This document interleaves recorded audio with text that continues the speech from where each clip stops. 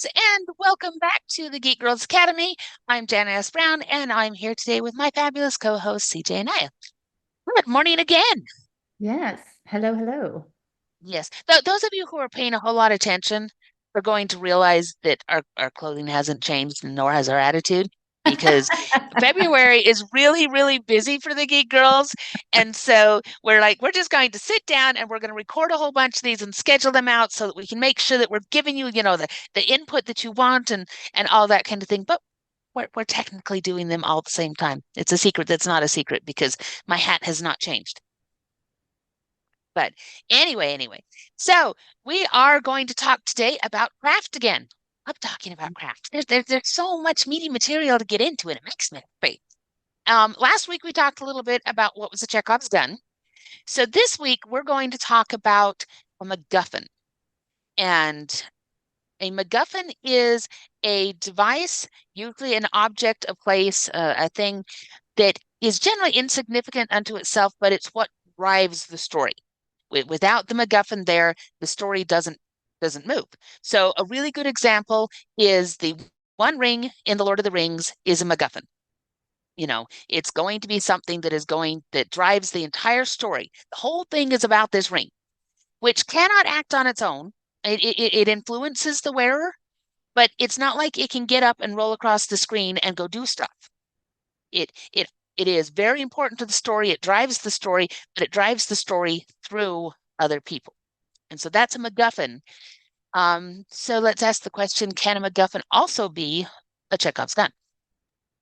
I Or think are that they it always two can. separate? I think there are times where it can be, because especially if it's an object, it absolutely can work that way. You could even go back to my example when we talked about the Chekhov's gun and say that the scrolls were also a MacGuffin because it did drive that story all the way through. So you had that, but it also needed to be used, right? You can't just have that be the driving force for motivations for the plot, for what it is that you're doing. It can't be something that drives your characters and then you don't actually utilize it or have it show up in the end. So yeah, there are ways in which it can be both, which I think is why sometimes people get confused because it can be both. Um, yes. And I think it commonly is both, especially in science fiction and fantasy, where we Right. have quests and stuff where people are going things. And going back to our Lord of the Rings example, yes, the One Ring drove everything. The Chekhov's gun nature of it was Gandalf saying in the beginning, "Don't use it," and then Frodo does at multiple points. And so we keep having that firing of the thing that he was told don't use, and then it gets used, and that drives another point. But the ring itself pulls through the entire story to say this has to be dealt with, and it really can't act on its own. And that's the biggest thing is that a MacGuffin does not have a will of its own. Another good example from Lord of the Rings of the difference between MacGuffins and Chekhov's guns. Um, Galadriel's gifts are all Chekhov's guns. They're all things that she gives them very specifically, and there's going to be a very specific point in the narrative where those will be fired. And they probably won't come up again. And that is the difference too, is very often once a Chekhov's gun has been fired, it's put aside. A MacGuffin is not. A MacGuffin will carry you through the entirety of the narrative. And so if you have something that's driving the narrative, then it's used and you never see it again. You're in that funny state where it was a temporary MacGuffin, and then you've got to figure out what to do next. And sometimes that can break up stories in a way that isn't very satisfying. So you have to think about that. How does the MacGuffin push through versus something that is used once or twice and is done? And so going back to that, Galadriel gives them the gift of the file and nice bright light, and it's used several times in Mordor, but it's not a driving force. It's something that they can use in order to have an effect. So you get kind of those two things, and they do overlap some, and they sometimes get confusing. To be perfectly honest, the only time that you have to know the difference is when you're talking to your editor or you're talking to other authors because we care. Most readers don't care as long as it's satisfactory, as long as the promises are fulfilled, as long as we're drawn all the way through a narrative. And so as long as you're not breaking that up, your Chekhov's guns get fired, your MacGuffins drive the entire narrative, you're going to be fine. And even if you can't identify which one is a MacGuffin and which one is a Chekhov's gun, you're still going to be fine as long as you're using them properly. So we want to give you this language because you'll work with editors that will say, oh, we really need to fire this gun or we need to fulfill this promise. And I want you to know what that means, what it is the editor's getting at.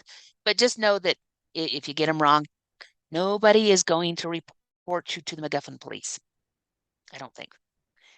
All right, CJ, anything else that we should talk about when it comes to MacGuffins? No, I think we cleared it up and explained differences and how they overlap. So hopefully if you guys have any questions, you can just let us know and leave some comments. Let us know what else you want to understand about writing, about publishing, about anything. Just ask your questions and we'll try to answer them on this channel. I actually just thought of something. I'm going to go Oh, back to it. go One of back. my very favorite MacGuffins, I like talking about favorites, is the Maltese Falcon. And the Maltese Falcon's an interesting one because it's not a Chekhov's gun. Mm-hmm. The Maltese Falcon drives that entire show. This happens a lot in film noir and in thrillers and things like this. They have to get it, they have to get it, they have to get it, they have to get it. And it drives the whole thing and they finally get it, and it's a ginormous piece of junk. And so the satisfaction, there is no firing of that Chekhov's gun that says, and then here's the big promise now, you can cast a spell, you can do whatever with the Maltese Falcon. It's they get it and they find out, oh gosh, this is not what we even thought it was. That can still be satisfying because that character arc follows that, and there are other plots that all get resolved as part of finding the Maltese Falcon. But sometimes you can find in the end that the MacGuffin, again, it's insignificant in and of itself. It's merely something that you're weaving a story around. So it doesn't always have to be a Chekhov's gun. It doesn't always have to have a big resolution or a big use. It can be the thing the whole story is about. And at the end, you can find out, just like the Maltese Falcon, your MacGuffin is junk. And it can Mm. still be a very satisfying story. So there's my other example. I knew I had one. All right, guys. Given that, as always, if you have questions we can answer, come back to this channel. Come and join us once every 6 weeks. We do a free Q&A where we are just happy to talk to any group of people who want to come and talk about publishing stuff. And you can find other services and things that we can do for you over at the Geek Girls Academy, www.geekgirlsacademy.com. So, that said, anything else, CJ? Have I No, missed it? no, Giving you your last opportunity here? All right, just have guys, a fabulous day. sharpen your pencils and get to work. We'll see you later. Bye-bye. Bye, guys.